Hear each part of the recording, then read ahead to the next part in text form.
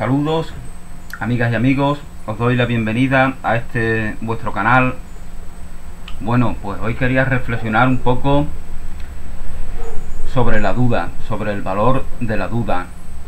En realidad estaba dudoso, ¿no?, de hacerlo, pero claro, dije, bueno, si estoy en la duda, pues así me meto en el contenido de lo que quiero compartir, ¿no? Una razón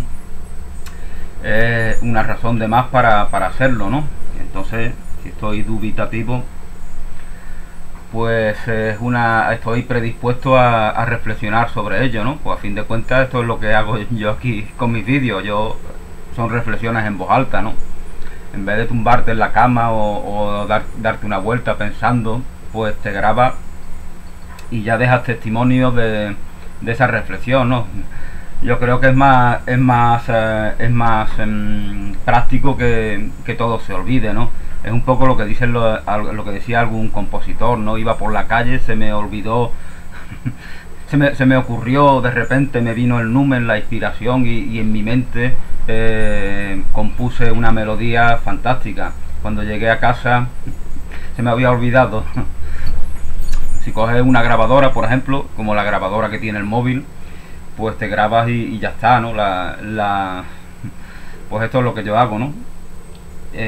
Mejor es dejar testimonio, aunque bueno, decían los celtas que no querían cultivar la escritura, que verdaderamente esa obsesión con dejar testimonio de las cosas, pues denota una falta de aceptación al gozo del momento presente, ¿no? Pero claro, esto ya sería de alguna manera querer trascender esa obsesión, que es consecuencia de una mentalidad de carencia, de una negación de uno mismo, pensar que de una falta de confianza. Fijaos en el ejemplo del compositor que antes os decía. Para una persona que se acepta, que tiene auténtica autoestima, que se reconoce como un ser íntegro, es puramente anecdótico que compongas una melodía en tu mente y se te olvide, porque tú tienes una fe plena en tu capacidad de hacer muchísimas melodías. Esto es lo que hacen, por ejemplo, los Beatles, ¿no? Que siendo unos 20añeros prácticamente, fijaos que los Beatles se separan en el año 70 cuando tienen 24, 25, 26 años. Son unos críos prácticamente. Y durante 5, 6, 7 años pues han compuesto cientos de canciones, porque han cultivado, han tenido fe plena en esa capacidad creativa, ¿no? Entonces, una vez que tienes esa certidumbre, una vez que te mueve esa certidumbre, pues das noticia de ella en todas tus creaciones. Pero bueno, paradójicamente no es de la certidumbre de lo que quería yo hablar hoy. Quería hablar de la duda y quería hablar del valor de la duda, del beneficio de la duda, del lado positivo de la duda.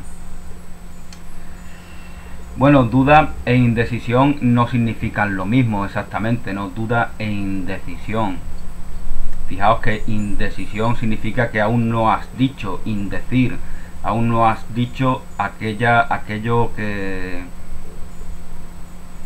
resolución que has tomado o que tienes que tomar.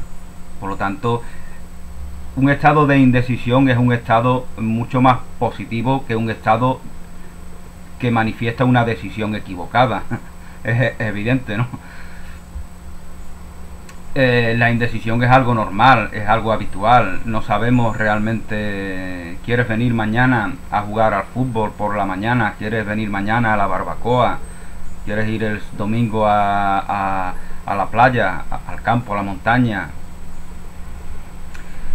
Pero si hay otros elementos que te hay otro tipo de compromisos, hay otro tipo de cosas que quieres hacer, pues entonces estás en la indecisión. Espérate que aún no lo sé. Luego te lo digo después. Entonces la indecisión es algo normal, es algo natural. Mucho mejor que tomar una decisión equivocada, como os comentaba.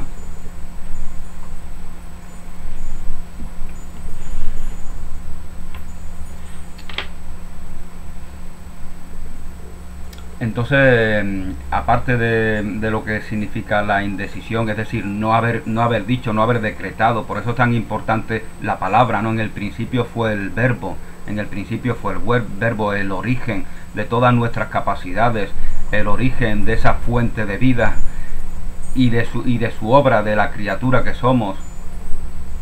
El origen es el verbo.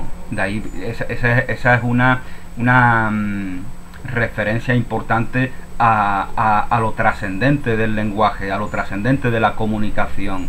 Todo es comunicación porque todo es relación. Comunicación es sinónimo de relación, y dentro de la condición humana la comunicación verbal pues resulta muy determinante, ¿no? Por eso, como os comentaba, cuando decimos, pues entonces trascendemos la indecisión, ya hemos decretado. Por eso es tan importante que digamos la verdad, por eso es tan importante que bendigamos, que practiquemos el bendecir, como bendice a tus enemigos, bendice a tus amigos, bendícelo todo, porque estarás tomando la decisión acertada, la decisión que te reconoce a ti mismo en la bendición, que es el propio milagro de la vida. Entonces, fijaos esta relación, bendecir, bien decir, indecisión. Aún no he tomado, aún no sé, aún no he llegado a la resolución de qué es lo que debo decretar. Pero si sabes que lo que siempre tienes que hacer es bendecir, pues entonces ya tienes una referencia muy importante, ¿no? Y esto no es pensamiento mágico, como dicen algunas personas, ¿no? Al contrario, eso es trascender la rutina, trascender el hábito de un pensamiento limitado, limitante, de un pensamiento que se adapta, de un pensamiento que necesita delegar en otros, ¿no? Veis a los defensores de la ciencia en las redes sociales, como no saben ni escribir ciencia, y se erigen, no saben ni escribir la palabra ciencia, y se erigen en defensores de la ciencia. ¿Por qué? Porque ven la ciencia como si fuera como una especie de religión dogmática, como una entidad heredera de las religiones dogmáticas judeocristianas que han tenido el monopolio hegemónico sobre el pensamiento durante muchos siglos. Entonces, curiosamente, es lo que se decía hace años de los ateos, ¿no? Los ateos conocen más, leen más la Biblia que los católicos, ¿no? Decían eso. Pues ahora acontece igual, ¿no? Con los que somos pocos cientifistas, que tenemos un conocimiento de la ciencia un poco más amplio, por lo menos, que aquel que lo tienen los defensores dogmáticos de esa ciencia, ¿no? Los que simplemente delegan en otras personas que supuestamente saben, ¿no? En los sacerdotes, en los obispos, en los cardenales patriarcales y académicos de la ciencia. Y curiosamente, muchas veces, como de Prachopa y otras personas que se han referido al pensamiento mágico, estas personas tienen un conocimiento amplio y profundo de todas las disciplinas científicas, del cual carecen los defensores incondicionales de la ciencia. Pero bueno, no quiero desviarme del tema. Está en relación con esto, ¿no? Porque fijaos que la ciencia es el cultivo de la duda. La ciencia no te da respuestas definitivas, como ya he dicho en alguna ocasión. Las soluciones que encuentra la ciencia son siempre la expresión de unas nuevas preguntas, de unas nuevas interrogantes. Entonces, en lo trascendente, en lo científico, no hay un método científico que dé una resolución definitiva a todos los asuntos trascendentes, filosóficos, metafísicos, teológicos, etcétera, etcétera. Y hay que ser bastante ignorante, hay que ser bastante pseudocientífico para negar esta evidencia.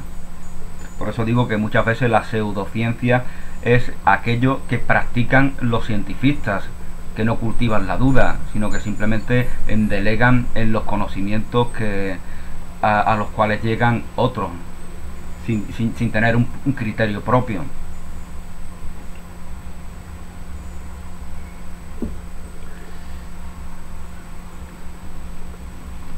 Bueno, el valor de la duda es fundamental, ¿no? Dentro del patrón hegemónico occidental que ha sido impuesto a todos los pueblos, culturas, civilizaciones, países, en mayor o menor medida del planeta, ese patrón hegemónico de alguna manera idolatra la manera masculina de ver, de interpretar la realidad, la manera inquisitiva, esa lógica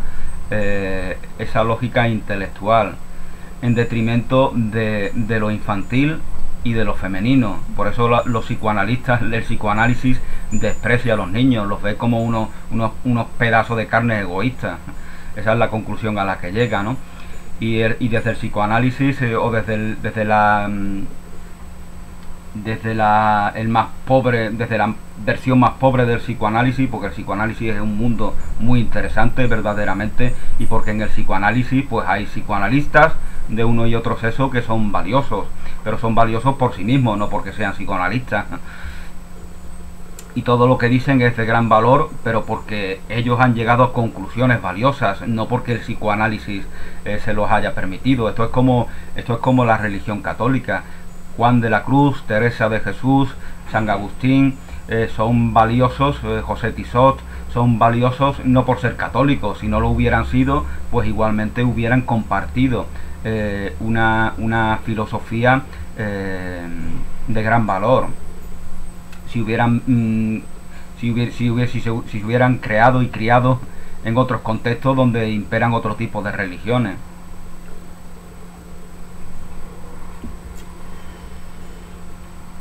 Entonces, desde mi punto de vista, el patrón hegemónico que en los 2 últimos siglos ha imperado en nuestras culturas, en nuestras sociedades, desprecia el pensamiento, la manera de considerar la realidad que se hace desde la mentalidad femenina y desde la mentalidad infantil. Esto está en relación porque ya os hice un vídeo. Lo infantil y lo femenino están en relación porque ya os hice un vídeo hablando de que la infancia es un valor femenino. Así se titula el vídeo: la infancia es un valor femenino. No voy a hablar de ello ahora porque ya me referí a ello en ese vídeo. Fijaos que ese patrón hegemónico considera que hay una especie de jerarquía. Están los niños debajo, después están las mujeres y arriba pues los hombres, ¿no? Esto hoy en día políticamente correcto, como se habla de lo políticamente correcto, pues se considera que es incorrectamente político afirmar esto. Pero esto no significa que no se siga pensando así. Eso es como el racismo, que el darwinismo sea el origen de muchas filosofías racistas.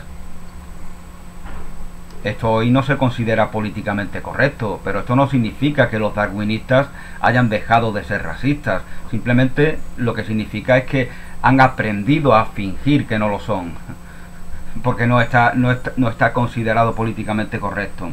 Porque el racismo es algo que temen ser etiquetados de racistas, como de machistas, por ejemplo. Por eso los detractores de la pseudociencia, de los magufos, cuando les menta el feminismo, este es el bien del feminismo. Cuando a los científicos les dice feminismo, ellos se encogen, se asustan. Uy, sí, ay, qué miedo, feminismo. Ya no tienen ese valor que tienen cuando se enfrentan a los supuestos magufos y a la supuesta pseudociencia, ¿no? Por cierto, que pseudociencia no es más que una manera, la pseudociencia forma parte de la ciencia, como por ahí hay vídeos y artículos que veis como la pseudociencia no es una conclusión, es un proceso. No hemos llegado a determinar que algo sea científico, por lo tanto lo etiquetamos de pseudocientífico, pero eso no es una condena, El que hace esa condena de los pseudocientíficos, él es el pseudocientífico. Él es el que es movido por los pseudocientíficos. Él es el que no cree en la ciencia. Entonces la pseudociencia, como os comentaba, hay artículos por ahí que llegan, que te hablan de muchísimas conclusiones que en principio fueron etiquetadas de pseudociencia y luego al pasar el tiempo pues se comprobaron su validez científica. Entonces eso es la pseudociencia, parte de un proceso. Obviamente hay personas que llegan a conclusiones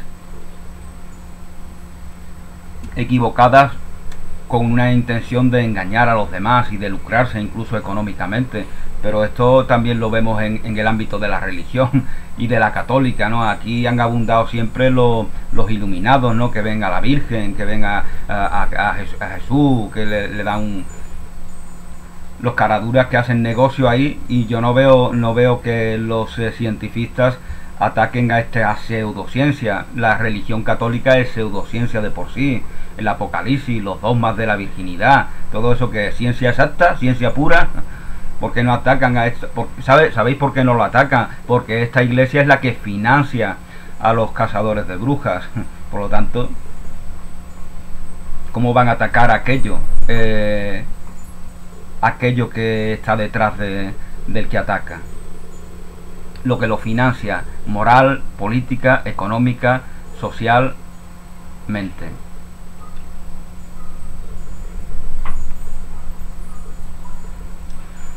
Pero bueno, a ver si me centro en el valor de la duda. El valor de la duda pues realmente es muy importante porque es una invitación a salirnos de la zona de confort. Nos hemos anclado en una manera de concebir la realidad, de interpretar la realidad, y la duda es un detonante que nos hace ampliar los horizontes. Y también la duda es un estímulo, es un acicate que permite que abracemos otra manera de concebir la realidad, que sea mucho más más amplia que aquella propia del pensamiento hegemónico, que desprecia la visión propia de la mujer, que desprecia la visión propia del niño. Tenéis que ser como niños para entrar en el reino de los cielos, nos lo dice Jesús de Nazaret. Y de esta manera nos invita a que seamos discípulos de nuestros niños, de la misma manera que ellos son aprendices de lo que nosotros compartimos con ellos, porque efectivamente hemos aprendido muchas enseñanzas mundanas y todas ellas son importantes para ellos, pero ellos siguen, al no haber recibido esas enseñanzas mundanas, todavía tienen esa inocencia, esa pureza innata, que no ha sido condicionada por aprendizajes mundanos malinterpretados. Nosotros estamos expuestos a malinterpretar las enseñanzas mundanas, a distorsionarlas, a enfocarlas, a malutilizarlas, pero obviamente los niños que aún no han recibido esas enseñanzas mundanas aún no están expuestos a ello, y por eso aprendemos de ello, porque ese niño que vemos en ellos está siempre en nosotros. Esa inocencia, en el mejor sentido de la palabra, no en el sentido distorsionado que se le da como sinónimo de ignorancia. Esa inocencia, esa pureza está siempre en nosotros, y así esa es la actitud que debemos de tener para reconocernos en el reino de Dios, que es el reino de la integridad, de la incondicionalidad. Por mucho que en esta condición humana recibamos enseñanzas, aprendizajes, esa incondicionalidad natural debe de ser siempre valorada, considerada. Nunca debe ser velada, porque entonces ya nos convertimos en autómatas que están a la defensiva para defender un personaje, para defender una idea, para defender una posición. Eso es lo propio de ese pensamiento hegemónico que se ha divorciado de la mentalidad femenina y que ha convertido a la realidad infantil en algo huérfano que no es valorado. Pero esa mentalidad masculina también tiene esa lógica hegemónica también tiene su valor. Lo halla plenamente cuando sabe de las demás herramientas, las cultiva, las manifiesta, las considera. Entonces la duda es un puente que nos hace trascender esa limitación propia de este pensamiento hegemónico, de ese patriarcado racionalista. De esto os hablaba también en otro vídeo, ¿no?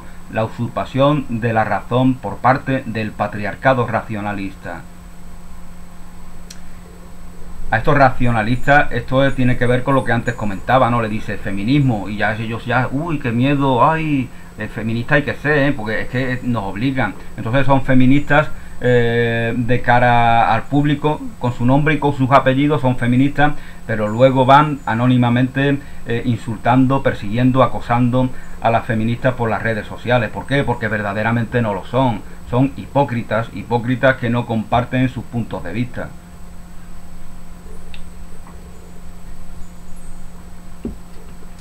Si en las redes sociales hay millones de perfiles de mujeres que no son mujeres, que son hombres verdaderamente, eso está demostrado, pues obviamente en las redes sociales pues habrá este engaño tan propio de los hombres desde esa mentalidad hegemónica, porque desde ahí la han aprendido, esa mentalidad lógica, inquisitiva. Curiosamente esto es algo que también quería hablar, ¿no? Los defensores de ese patrón hegemónico paradójicamente no dan noticia de ese mismo patrón. Por eso vemos tantos hombres vulgares, ¿no? Por eso los estadios de fútbol están llenos de hombres safios, vulgares, reaccionarios, que se entretienen con un espectáculo de poco contenido y que están a la defensiva, que insultan a un señor que está haciendo su trabajo, que llamamos árbitro. Entonces, ¿por qué? Esto es debido también a que por el hecho de ser hombres se consideran superiores, tienen arraigada en ellos mismos la idea de superioridad. Ellos desprecian a los niños y desprecian a las mujeres. Entonces, ¿cuál es la consecuencia? Que ya uno se considera superior sin cultivar nada en sí mismo. Entonces ya ni siquiera cultiva ese patrón hegemónico al cual me estoy refiriendo. Ni siquiera tienen una lógica racional. Ni siquiera cultivan esa lógica racional, porque ya se sienten superiores por el mero hecho de ser varones. Entonces aquí vemos la paradoja. Esto en el vídeo que hice sobre el cambio climático, os hablaba de cómo los defensores del cambio climático, la oficialidad institucional, muchas veces no hace nada para revertir ese cambio climático. El cambio climático no está presente, como no está el reciclaje, como no está el arte, como no está la creatividad, no está presente en las escuelas, en el sistema educativo. Entonces ellos han usurpado la lucha contra el cambio climático. ¿Para qué? Pues para que su sistema de vida, para que su producción, para que sus industrias, para que el orden capitalista, para que el orden consumista siga vigente. Entonces por eso ellos, desde la ONU, desde los Estados Unidos, desde las instituciones económicas importantes, ellos se erigen en defensores de la lucha contra el cambio climático. Pero es mentira, a ellos no les importa. Ellos quieren usurpar esa lucha para que de alguna manera no nos volvamos como los hippies, que se aíslan en una tribu, en un poblado, para vivir de manera natural. Ellos no quieren que hagamos eso, porque si hacemos todo eso, si nos reincorporamos a la naturaleza y dejamos de ser consumistas, entonces todo el sistema se viene abajo. Imagínate millones y millones de personas que decidan ahora dejar de comprar coche, por ejemplo, dejar de consumir carne de manera masiva. Imagínate todo lo que eso supondría. El sistema colapsaría, muchos irían al paro, etcétera, etcétera. Todo se vendría abajo, y eso es lo que ellos temen. Incluso hay algún valor positivo en esto, ¿no? Porque evidentemente que todos no se vayan al paro, dicho así, no parece que sea algo deseable, ¿no? Pero ¿para qué queremos trabajar todos si nos estamos cargando el planeta? Que no es cargarse el planeta, que es cargarnos a nosotros mismos, que es cargarse a la humanidad. Eso como los toros cuando dicen, ¿no? Es que si quitas los toros, pues se pierde mucho trabajo. ¿Para qué queremos esos trabajos si lo utilizamos para degradarnos como personas, para insensibilizarnos ante el sufrimiento de los animales, para convertir En espectáculo, la tortura. ¿Para qué queremos esos trabajos? El trabajo está para dignificar, para enriquecer a la sociedad. No voy a hablar ahora de esto porque ya lo hice en el vídeo que hice justamente ayer sobre la nueva idea del trabajo. Entonces, bueno, este es el valor de la duda, ¿no? La duda Buda, la duda de Buda. Cuando Buda tuvo su duda, cuando la duda a Buda le acuda, pues ¿qué le pasa? ¿Qué le acontece? Pues que trasciende un mundo pequeñito, un mundo de adaptación. Entonces busca la verdad, busca las razones del dolor, porque ve que el dolor es algo que percibimos con nuestros sentidos y que sentimos en nosotros, y por lo tanto, y ve que el dolor es algo que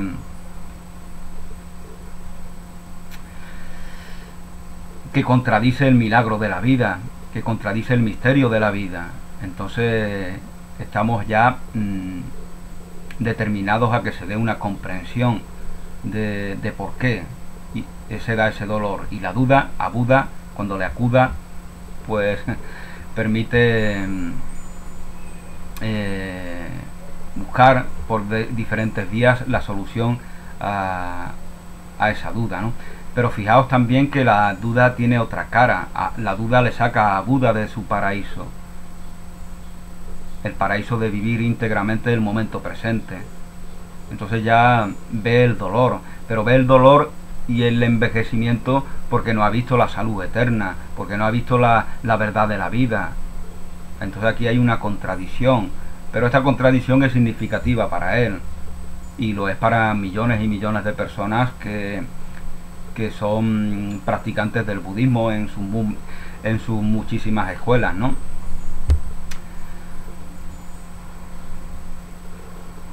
El pensamiento hegemónico al cual antes me refería, la lógica inquisitiva, desprecia sobremanera la duda, ¿no?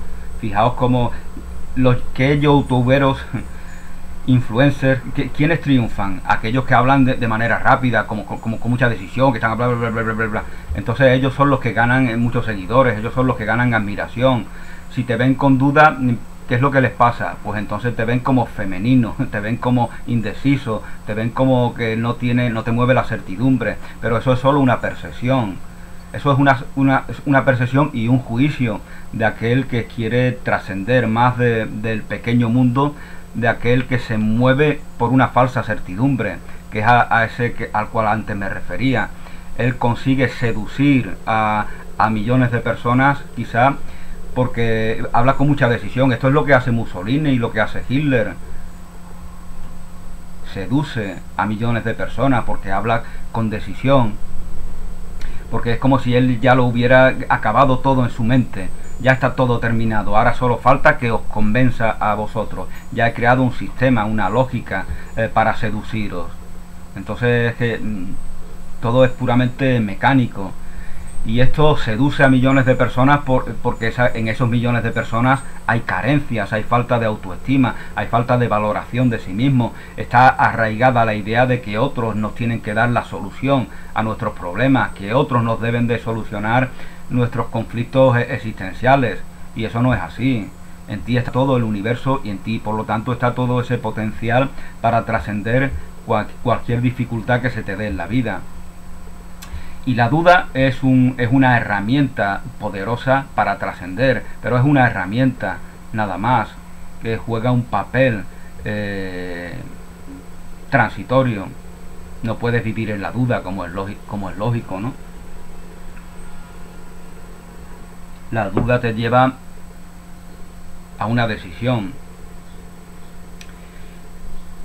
Pero cuando dudas de ese pequeño mundo en el cual hemos sido educados o maleducados, ese pequeño mundo que tiene que ver con ese patrón hegemónico que desprecia el potencial femenino, que desprecia la inocencia infantil, cuando dudas de ese pequeño mundo de lógica inquisitiva, que como comentaba anteriormente, paradójicamente no manifiestan el común de hombres que creen en él.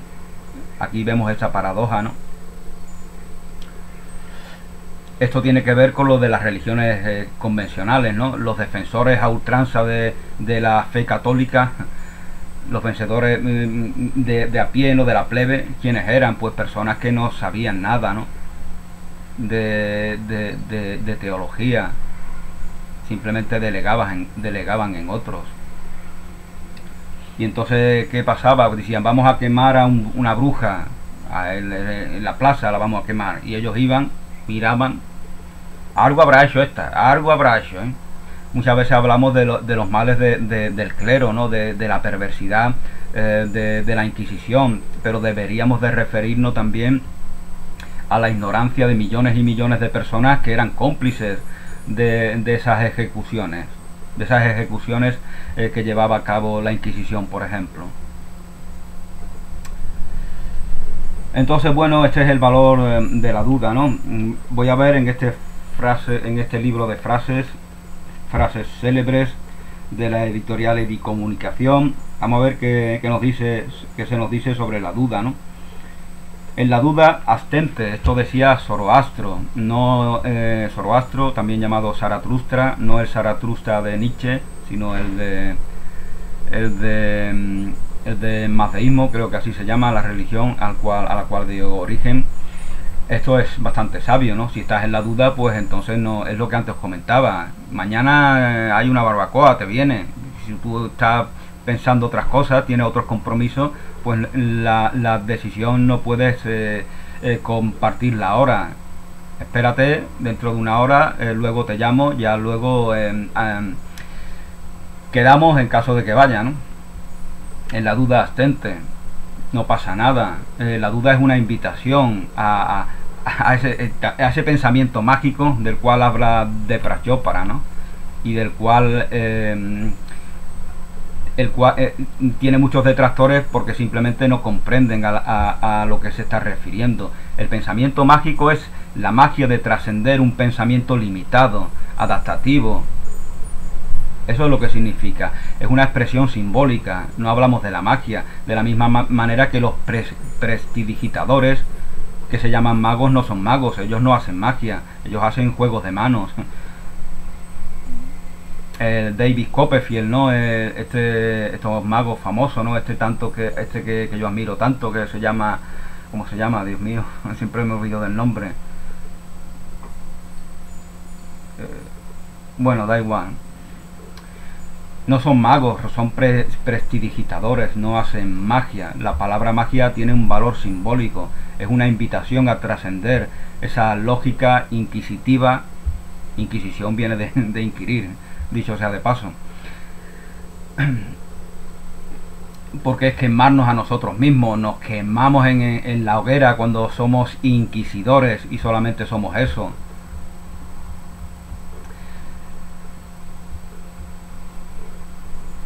Entonces, como os comentaba, el pensamiento mágico es la magia de trascender los límites del pensamiento. Esto es como Mágico González. ¿Por qué le llamamos mágico? Porque trasciende la lógica de un juego matemático, mecánico. Tú tienes que hacer esto, como dice Mourinho, ¿no? Que dice, mis jugadores son peones, yo los voy moviendo. Mágico González no se podría adaptar a esa mentalidad de este entrenador, ¿no? Él no es un peón, él es mágico, no sabemos lo que es. Puede hacer un partido horrible y luego tener una gran genialidad que resuelve el partido consiguiendo un gol fantástico, ¿no? Así era Mágico González, por eso era mágico. Pues el pensamiento mágico es exactamente lo mismo. Es la magia de trascender unos límites a los cuales nos hemos adaptado.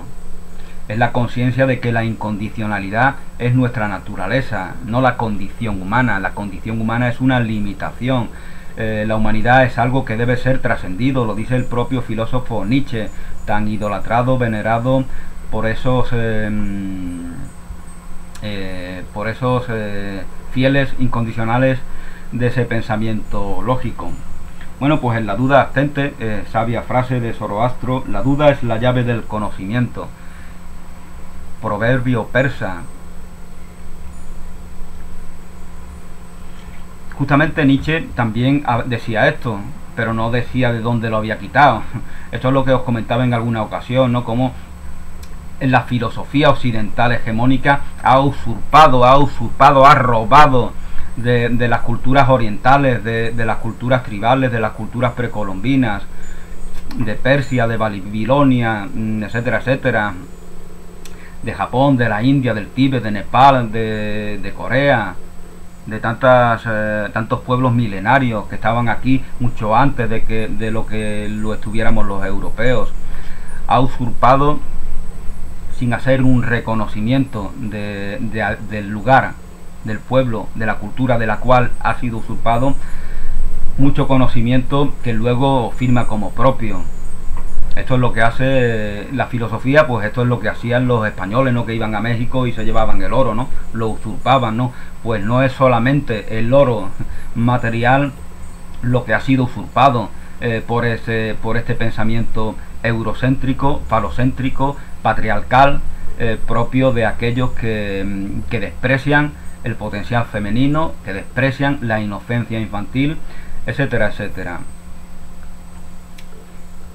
Bueno, pues Salustio nos dice también que piensa bien antes de comenzar, pero cuando te has decidido no interpongas la duda. Una vez que te has decidido, pues entonces la duda ya no puede estar ahí, porque la duda era un puente, la duda era una herramienta, la duda era un estímulo, un detonante, un acicate para trascender la limitación. Una vez que ya te has abierto a un pensamiento más amplio, una vez que tienes fe en tu intuición, una vez que te mueve la certidumbre, pues entonces si la duda sigue ahí, es que estás donde estabas antes. No ha habido ningún cambio, sigues en la misma limitación. Es comprensible que se dé esto porque hay ideas arraigadas en nosotros y entonces nos resulta difícil trascenderla. Entonces el primer intento siempre es fallido, pero ahí es donde está la fe, en la certidumbre, ahí es donde está la autoestima de no sentirte afectado por derrotas transitorias. No solamente no te sientes afectado, sino que las utilizas como un detonante aún mayor. Esto es lo que hacía Petrovic. Había un jugador de baloncesto que se llamaba Petrovic, que jugó en el Real Madrid y en la Cibona de Zagreb, y él era muy provocativo, no daba salto, miraba al público y el público empezaba a gritarle, a insultarle, y él, ¿qué hacía? Él no se sentía afectado, al contrario, jugaba todavía mejor. ¿Por qué? Porque había transmutado ese ataque del público, lo había transmutado en energía positiva que le hacía a él ser incluso más efectivo. ¿Qué hacen las demás personas, los demás jugadores? Pues se vienen abajo. Uy, ¿qué hacía Figo cuando le pitaban en el Barcelona? Pues jugaba mal, porque no tenía ese pensamiento que tenía el Dražen Petrovic. No estoy diciendo que provocar a los aficionados sea bueno. Esto era un elemento negativo de este jugador, de Petrovic. Pero estoy ahora valorando la capacidad de transmutar. Como decía Johan Cruyff, en toda desventaja hay una ventaja, la capacidad de sacar la ventaja de la desventaja, de la misma manera que Miguel Ángel sacaba, como él decía en sus propias palabras, sacaba ese Moisés de la piedra, sacaba de la piedra el Moisés. Eso lo decía con tanta humildad, ¿no? Yo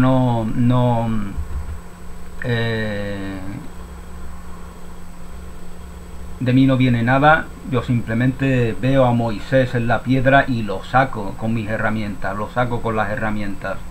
Pues de esa misma manera Petrovic saca la ventaja de esa aparente desventaja, que es que la gente te esté abucheando. Le da igual, ¿no? Está insensibilizado ante eso. No es que esté insensibilizado, es que su sensibilidad transmuta esa aparente desventaja.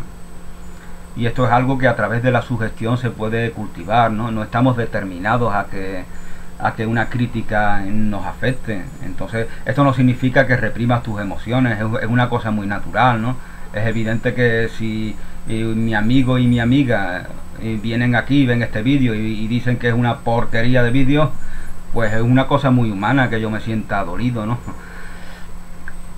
Pero bueno, el dolor es inevitable, dice una frase, ¿no? Que yo la he criticado, pero aquí viene muy bien a sacar la colación. El dolor es inevitable, el sufrimiento es opcional, ¿vale? Ya padezco ese dolor, pero luego a mí eso no me afecta, no se queda ahí. Bueno, si es una porquería de vídeo, pues seguramente mi amigo y mi amiga, si verdaderamente son mis amigos, me están invitando a reconocer qué elementos hay que hagan de este vídeo una auténtica porquería. Entonces yo les preguntaré, ¿no? Pero no desde una actitud combativa, ¿no? Digo, les diré, pues mira, me gustaría saber qué es lo que hace que este vídeo no tenga valor, ¿no? Si eres tan amable, ya que eres mi amigo. Entonces buscaré la ventaja de esa desventaja, como antes me refería. Bueno, pues decía Aristóteles también que la solución de una duda, esta es la última frase de las que se cita en este libro de frases con respecto a la duda, la solución de una duda es descubrimiento de la verdad. Bueno, yo a Aristóteles no lo he leído prácticamente, ¿no? La verdad, pero sé que es un personaje al cual se critica mucho, ¿no? Platón tiene mejor prensa entre diferentes escuelas, ¿no? Y esta frase yo le veo algo negativo, ¿no? La solución de una duda es descubrimiento de la verdad.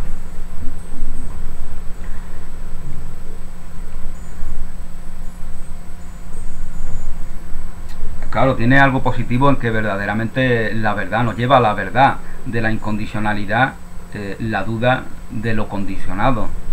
Entonces, en ese sentido es así.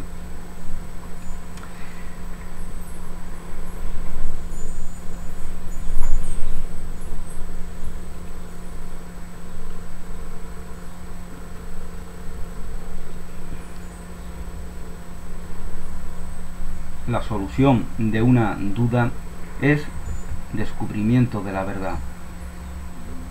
Descubrir la verdad. Bueno, quizá no está tan mal esta frase. Descubrir la verdad es desvelarla. ¿Cuál es la verdad? Aquello que está velado. Porque entre otras cosas ese pensamiento hegemónico, excluyente y exclusivo, excluyente porque excluye todo lo que no es ese pensamiento hegemónico, esa lógica inquisitiva, eso solo lo trascendemos dudando de que nos dé la respuesta a todo.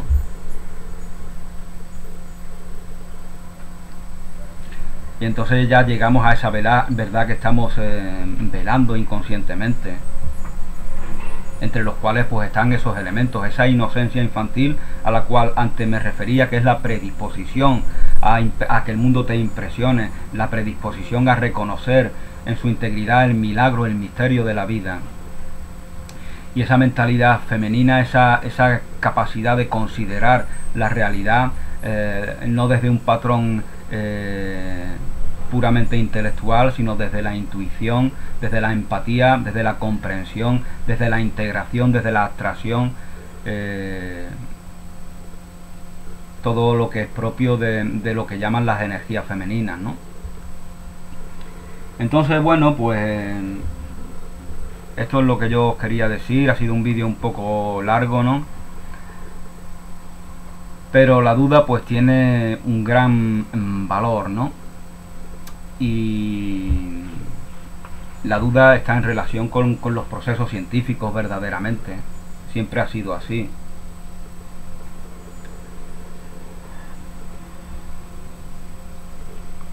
Claro, el problema es que la ciencia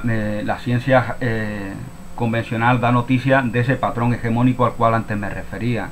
Por lo tanto, mientras que no se trascienda, ellos estarán a la defensiva para proteger ellos, es decir, los que critican cualquier elemento que ponga en entredicho ese monopolio de la lógica inquisitiva, de ese racionalismo usurpado por el patriarcado racionalista, como os comentaba, de esa razón usurpada por el patriarcado racionalista. Ellos se pondrán siempre a la defensiva para defender, para proteger, para amparar, para ridiculizar a todos aquellos que mediante la duda nos están invitando a trascender las limitaciones de ese pensamiento exclusivo y excluyente propio del racionalismo. Entonces con esto aquí concluyo. Gracias. No es más que este vídeo, no es más que repetir lo que he dicho tantas veces.